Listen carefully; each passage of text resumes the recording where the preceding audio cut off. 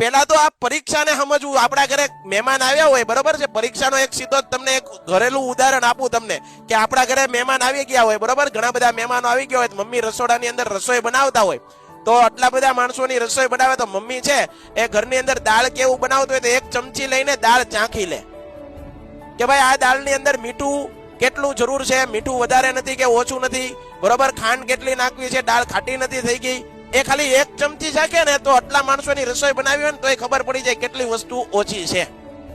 એમ ભાઈ પરીક્ષા એટલે તમને આખા વર્ષ દરમિયાન જે ભણાવીએ છીએ, જે શીખડાવીએ છીએ, એ તમારામાં કેટલું ઉતર્યું, તમને ગણિત કેટલું આવડ્યું, તમને વિજ્ઞાન કેટલું આવડ્યું, તમને ઇંગ્લિશ કેટલું આવડ્યું, એનું એક અમે ટેસ્ટિંગ કરીએ છીએ. એ ટેસ્ટિંગ એટલે જ પરીક્ષા.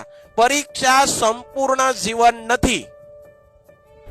એવા હજારો દાખલાઓ છે કે જે પોતે જીવનની જે આ સ્કૂલોની લાઈફની પરીક્ષામાં બહુ જ નોર્મલ રહ્યા છે, છતાં પોતાનું ભવિષ્ય એવું બનાવ્યું છે કારણ કે જીવનલક્ષી શિક્ષણ બહુ એને મળ્યું અને પોતાનું ભવિષ્ય આટલું બધું ટોચ ઉપર આજે છે બધા.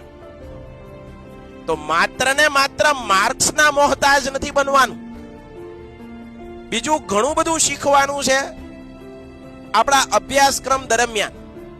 તો પરીક્ષાનો પેલા તો પરીક્ષા એટલે બીજો હાવ મગજમાંથી કાઢી નાખો.